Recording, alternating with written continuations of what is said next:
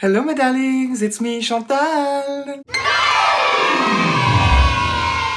I am here today to review episode 3 of RuPaul's Drag Race season 7. Now, first of all, I would like to apologize for my extreme lateness. I was just diagnosed with tuberculosis, the most glamorous of deadly diseases. Thankfully, I live in the United States, which means I have access to no healthcare.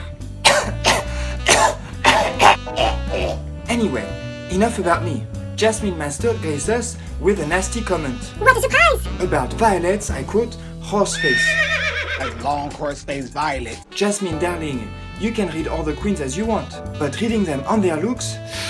Oh well, she was probably confused and was reading her own reflection. The mini challenge was Senior Citizen Glamour, a look that our friend Milk has explored before. You can check out her tutorial on how to recreate her look. It seems that all the queens were having genuine fun, something that we have been missing a little bit this season.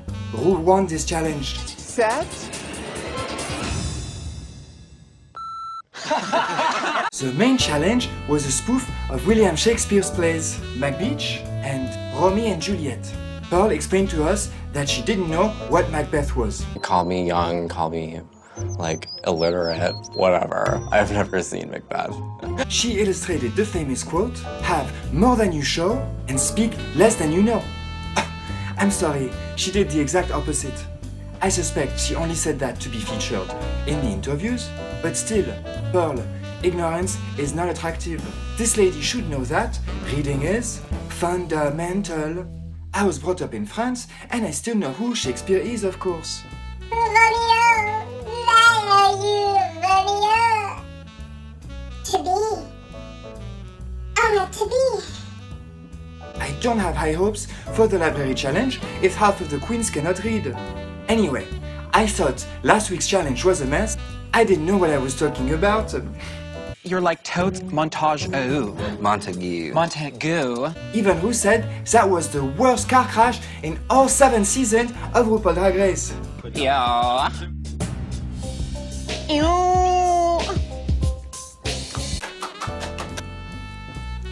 Jadine broke down. Jade. I'm sorry. But Max, as the true leader that she is, helped her snap out of it and finish the challenge. You got it, girl. Good job, Max. The other team was a caca masterpiece. Violet looked like a piece of cardboard had been left on the stage.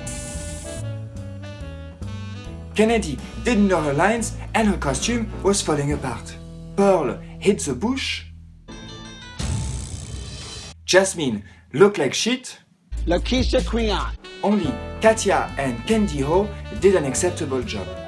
Now, I have meant to go on a little rant for a while. I will have to contain myself as the poor queen has received death threats on Twitter and doesn't deserve it. But still, Jasmine, you came out as a bitter loudmouth with double standard who seemed to genuinely hate all the other queens. She didn't try once to understand the other contestants, it seems.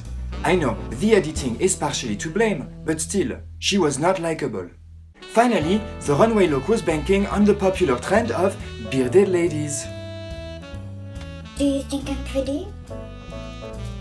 We all remember that Milk, once again, had offered this look on the runway last season. Our friend Conchita Wurst further sealed the popularity of this trend. My favorite runway looks were Katya with her Abraham Lincoln, Trixie Mattel with her Alexander McQueen Jesus, and Max, who won the challenge with her Dali-inspired outfit. My least favorite looks were Pubes and her best friend Skidmark.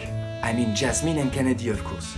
I hope that all of you who watched Untucked will understand my frustration with Jasmine. We heard her numerous times explain that should she have to lip sync against Kennedy, she would simply not move her mouth as she is her best friend. And what did she do when it came time to lip sync? She did her best, of course. Not only did she lip sync, she gave us killer dance moves. Double-sided bitch, anyone? Anyway, she was sent home and I'm glad. Everybody's heart started racing when Ru lost her temper and said, Make it work! I don't want to hear any goddamn excuses anymore. Yes, Mama Ru, yes, yes! Enough entitlement. You don't come to Drag Race to raise your booking fee. Anyway, I'm done being angry. It's not good for my lungs. I will see you for next episodes if I don't die by then. Bye bye, my lovelies.